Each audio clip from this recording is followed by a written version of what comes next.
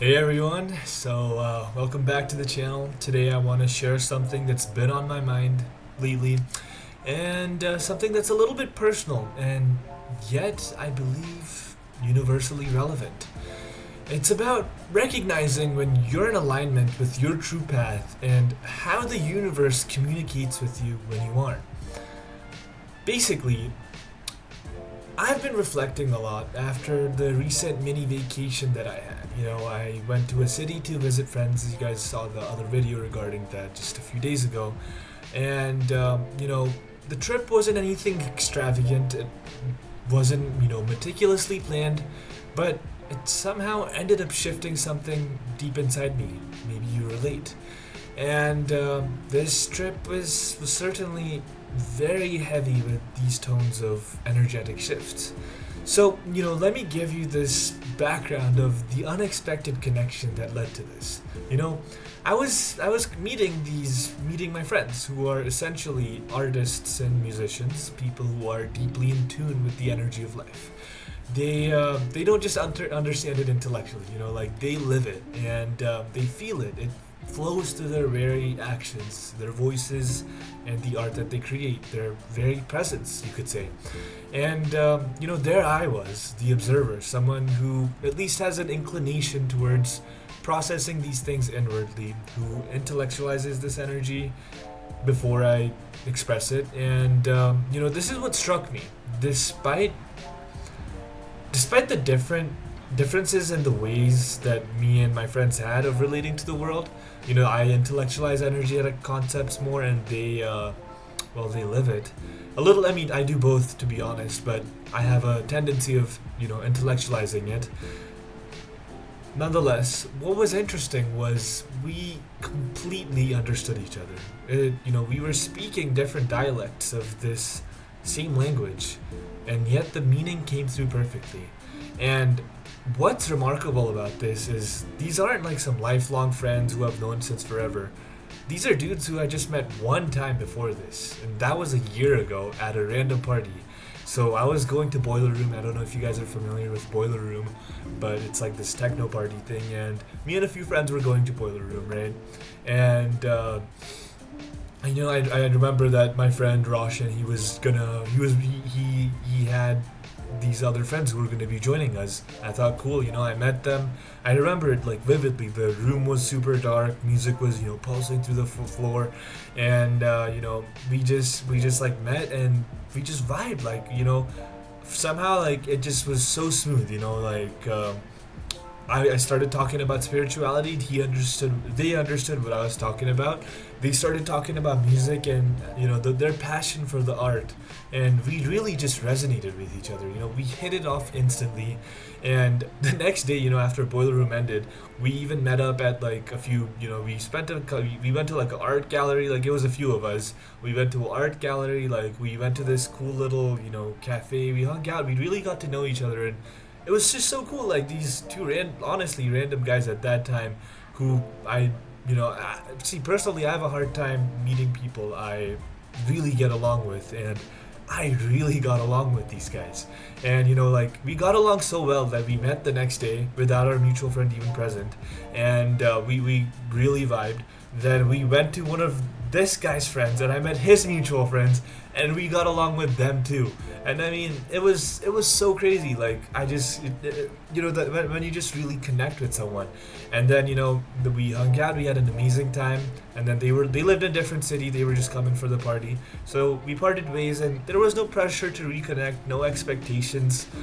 But lo and behold, a year later, we meet again. I mean, it's like, basically, we've been in touch, right? And we've been talking about stuff. I, in fact, told them about this channel, too. Because, I mean, that's how comfortable I was. I have not talked about this channel with many people because I'm trying to just get it off the ground without any external influence to the energy. But I felt so comfortable and open, I was like, I can share this. And we've been in touch, and they were like, there's this party coming up, you should come visit. I was like, you know what, let's do it. So I went, and we met. And it honestly felt like we never like left. And this was the second time we're meeting, and I'm crashing at their place, and it just feels like one of my just feels like any of my homie relationships, And that got me thinking. This can't just be a coincidence. It's almost, if it's something else, if it's almost as if it's a synchronicity, you could say. What is synchronicity, some of you may be asking? Well, synchronicity is a term introduced by Carl Jung, and it isn't just random coincidences, right? It's about meaningful coincidences. Events that are connected not by cause and effect, but also by meaning. And, let me give you a few examples here. Like, you think about someone, and they call you. You keep seeing the same number everywhere after you noticed it and pointed it out to your friend one day. Then maybe you become interested in some topic, and suddenly references to it start appearing all around you. The rational mind, wants to label these as chance or confirmation bias or whatever else. But the deeper part of us, it recognizes something more significant is happening. These patterns are like breadcrumbs left by the universe, showing you that you're in alignment and you are on the right path. Let me even in fact share another experience from the same exact trip. So, the first synchronicity here was how we met and we vibed. Our energetic frequencies matched. It's almost as if we are in flow. Now, this is a different type of, let me just share this other illustration of story, right? So, these friends, I went partying with them, of course, and we went to another techno party, and they introduced me to their friends, essentially. And I was having a conversation with one of their friends, someone who I just met, and naturally, knowing me, the topic turned to spirituality, and we ended up talking about tarot cards, right? Because this girl, she apparently knew someone who used to do tarot cards, and somehow, I'm interested in this stuff, so it came up. And she started mentioning how one of her friends used to practice tarot readings, and we explored the topic lightly, throughout the evening. We were at the party, then we went out for dinner, and we were all just hanging out, and it was nothing profound, just one of those flowing conversations. It was deep, but it was relaxed too, And we go our separate ways. I go to these guys' crib again because I'm staying the night there. We party a little bit more, meet up with some more people. I go to sleep, wake up the next day, and we were ordering some food, some snacks, and there's this app called Swiggy. It's an Indian, like, Uber Eats kind of thing. And so we ordered this thing, and the order arrives. And lo and behold, inside there is a promotional gift. Wow, marketing, right? No, I'm just kidding. But this promotional gift was interesting because it was a card, and it wasn't just any card. It was a tarot card. And it was also not just any tarot card, it was the Emperor tarot card. And, I just stared at it for a second, and I was like, whoa, because, firstly, what are the chances? I don't talk about the tarot much. I don't even think about the tarot much. But I talked about it yesterday, and then today, this tarot card shows up in my hands without, it just comes to me, right? And it's the Emperor specifically, almost a type of energetic signature that I've been trying to get in tune with for some time now. And if you know anything about tarot, you know that the Emperor represents structure, leadership, divine masculine energy, stuff like that. And it's kind of exactly where I am in life right now. Learning to lead with clarity. I'm building systems, not just in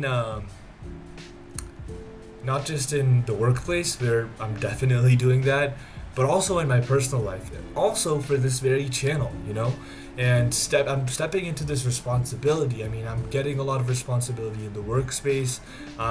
Trying to ready myself to become an entrepreneur. That requires me really getting my things together, getting my ducks in a row. And it's almost as if the universe was speaking to me. It was telling me, keep going. You are stepping into your archetype. In fact, I will get that tarot card to show it to you guys right now.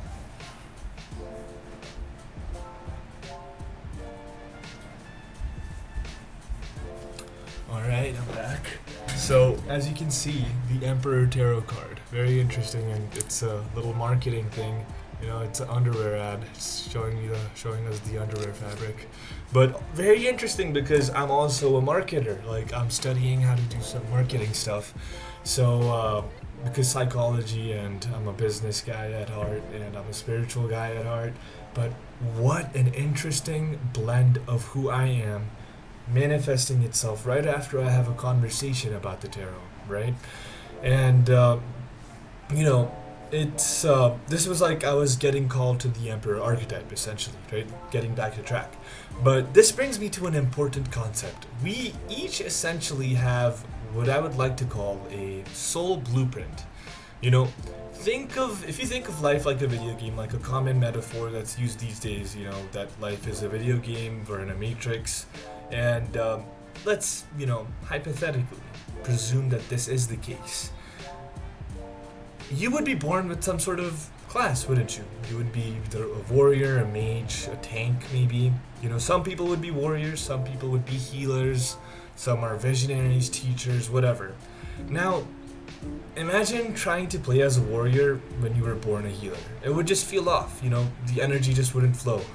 Maybe you could do it, but you would encounter so much resistance, emotionally, spiritually, definitely physically.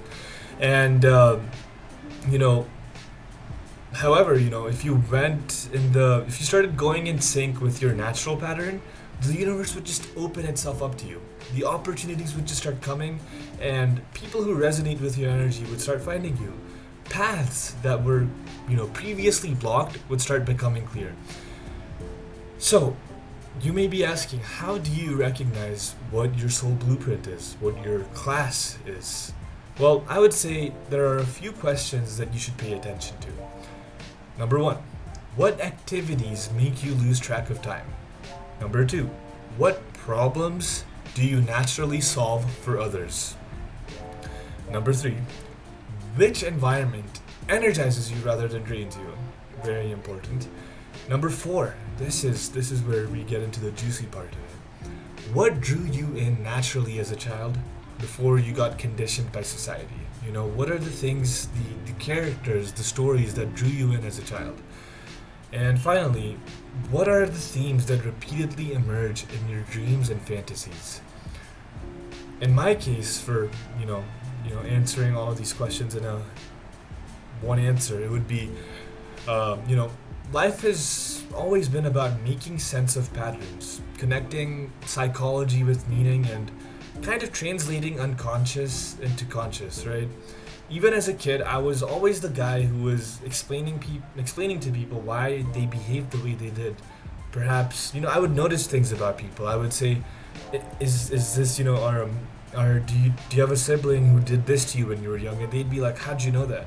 And it's just because I would be able to just, see some sort of pattern that they have in their behavior and understand that, okay, that pattern is probably because they were conditioned like this. And I would see their parents are not conditioning them in that such a way, and it would be something like, okay, this is something that a brother would be more likely to do. And I don't know, my brain would just do it naturally, and I can do this with a lot of random things, and it was just a gift. And so it's just something that came naturally to me. It's a gift, and everybody has their own gift. So I implore you to do answer these questions yourself. Do something similar to this exercise, and really reflect. Understand what your natural gift might be, because you can certainly monetize and live off of it. I say this speaking through experience and anecdote. If you want, and in fact, just, a little bit of tangent again, but something useful for everyone who's watching this. If you want an amazing podcast for inspiration, I would suggest you listen to the Founders Podcast by David Sandra. Amazing place to get inspiration, to the inspiration to believe that the impossible is possible, because it just talks about founders, some of the craziest people you've ever heard of, like Enzo Ferrari, and how these people were really struggled and got, just brought their imagination into reality. So, quick tangent there, back to the topic. So, back to Jung and the collective unconscious, right? See, this understanding of synchronicity and soul, soul alignment, it comes from Jung's work. He wasn't just a psychologist, obviously, from the type of things I'm talking about. He was kind of like a mystic who was also an academic. Jung believed that the psyche wasn't just a collection of thoughts and traumas. It was, in fact, living, breathing. It was an entity. And it was the gateway to what he called the collective unconscious. And the collective unconscious, essentially, the way he articulated it, was a vast ocean of shared human experience that connects every human, right? What he called the self was more than just your ego, it was the totality of you, conscious, unconscious, and beyond. Jung discovered this through his own profound journey. After his professional split with Freud, you might have heard of who that is, he went through what he called the confrontation with the unconscious, a period where he essentially allowed himself to dive deep into his fantasies, dreams, and visions. He recorded these experiences in a book called The Red Book, which wasn't published until decades after his death. And this book is something straight out of, a mythical text or something. And what emerged from this was a revolutionary understanding that the psyche isn't confined just to the skull. It extends outward, connecting us all. The collective unconscious, this reservoir, you could say, of different archetypes, like this emperor archetype I talked about, and also different primordial images, it speaks to us through symbols. And when we're in alignment with our true nature, these symbols start appearing everywhere. You have to realize that the world is essentially a mirror, right? When you start tuning into life this way, you realize that the world, it isn't as solid or separate as it seems. Hinduism called it the Maya, the illusion. But not illusion as in fake or a mirage, illusion as in a projection, like a dream. Like a simulation where the deeper truth is hidden beneath the symbols. These symbols, whether they appear in dreams, tarot cards, or even random encounters, are the language of the unconscious mind.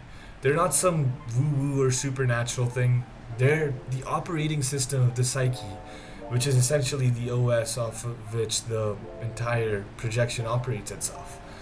Really think about it. Why do certain symbols appear across all cultures throughout history? The hero, the trickster, the wise elder, the magician, These archetypes emerge spontaneously because they're a part of our shared psychological inheritance. Your psyche isn't just, inside your head, it's everywhere, projected onto the world, woven into the very people you meet, and reflected in what triggers you, what attracts you, and what repels you. And when you begin to observe this consciously, you realize something profound. The universe has always been speaking to you. You just weren't trained to listen. So, you may be asking, how do you listen? How do we actually do this? How do we tune in and listen to what the universe is trying to tell us? Well, it certainly isn't about trying to manifest things forcefully. It's about remembering who we are and aligning with our own truths, right? So what does that mean? Here are some practical steps that I personally have found helpful. Keep some sort of journal. Firstly, step number one, practice number one, keep some sort of journal. Note everything down. Strange coincidences, repeating numbers, recurring themes, symbols within your dreams. After a few weeks, patterns will start emerging that point you towards your path. Number two, meditate regularly. This, and I emphasize upon this this is the most important practice probably. Meditate regularly. And this is not just for some, rising up your chakras, even though that's all true as well, but for another video. It's not just to empty your mind, but it's to create the space between your thoughts. When you quiet down your mind, when you slow down, you start noticing each and every single thought. And you're able to then slowly notice this thought. And focus on just the singular thought instead of the stream that's usually going. You're able to notice the singular thought. And then you're able to contemplate what is the origin of this thought. And in such a way, you're able to understand what kind of energies you're drawing upon, right? So anyways, meditation, super important. Number three, building upon the journaling thing, dreams, record and analyze them. I, in fact, personally, anytime I have an interesting dream, I go into ChatGPT. I have a project built specifically for this, and I put in a prompt, I put in my thing, my dream, and ask it to interpret it in various different ways. And maybe I'll put up a screenshot or something to show you guys how I do that. But nonetheless, because there's some interest, actually, just to build upon that point a little bit further. there's some interesting things that you'll start noticing. I mean, ChatGPT is very useful, but ask it to do some of these dream analysis, and you'll be so surprised at how accurate it describes current things that are happening in your life. And it's not just some, like it's just saying something that would be applicable to everyone's life, because it doesn't. It says something that's quite specific. But I implore you to try it yourself. Next, I would say follow your curiosities without judgment. You know that random interest you might have in ancient Egypt, the Roman Empire, maybe quantum physics, whatever it is. There's probably some sort of meaning there that connects you to your larger purpose. So dive deep into that. Go deeper and understand what really is calling to you. Pay attention to your triggers, understand what's upsetting you. That probably contains a part of the shadow, something again for another video. And start asking better questions. Instead of why is this happening to me, ask what is this teaching me, or how is this helping me grow. I found basically that developing a relationship with my unconscious through active imagination, where I dialogue with aspects of myself, has opened channels of communication that I never knew existed. You can ask yourself, or ChatGPT, what archetype am I stepping into right now? What am I resisting that my soul actually wants? And what kind of patterns are emerging within my life? Once you begin this practice, you'll start to see breadcrumbs, signs, maybe even allies. The universe will just start pulling you to places and people that feel like home. And this has been very true. I mean, ever since I encountered Jung's ideas and began exploring this territory, I've noticed something important about my own journey. I'm not moving in circles, repeating the same lessons over and over. I'm moving in a spiral, an upward spiral, revisiting similar themes but from a higher ground each time, And the same symbols keep appearing, but certain new ones do too. But the same symbols, every time I get up a level, a new understanding also emerges. And every time they confirm that I'm not lost and I'm just being guided. The psyche is a temple, a mirror, maybe even a map, right? And within it lies the entire cosmos. The universe is not just out there. It's in here. Inside you, inside your unconscious, projected outward into what we call reality. And when you truly start understanding that, you'll stop struggling against life and instead start flowing with it. So here's what I want to leave you with as I close this video. Question to carry with you this week. What synchronicities have you been dismissing as coincidence? Really reflect on that. Think about it. Think about certain random coincidences that you just brush off, and dive a little bit deeper. Don't just let your mind say, "Oh, whoops, that's nothing." No, don't let society's conditioning condition you. And start noticing what are some patterns that keep appearing in your life. That might be some kind of sign pointing you towards your authentic path. Notice them, especially write them down, because that is how you get them out of your head onto the paper. That is how you write them into the code of the universe, and you really cement them, right? And start following on the path that they're pointing you towards. Because let me tell you from personal experience, these signs are not random. They're the universe speaking your soul's language. So yeah, thank you for being here. I know some of this might sound abstract or out there, but I share it because I know many of you have felt this too. That strange inner knowing. That tug towards something that you can't quite name. Those patterns you keep noticing but can't quite explain. Just remember, you are not crazy. You're waking up to the deeper reality of how consciousness works. It's a long journey. So keep tuning in. Keep remembering, and let the universe speak to you. If this resonated with you, let me know in the comments. Share your synchronicity stories. I read every single comment and would love to hear how the universe has been speaking to you guys. And always remember, build your current and transmit your frequency. Peace out.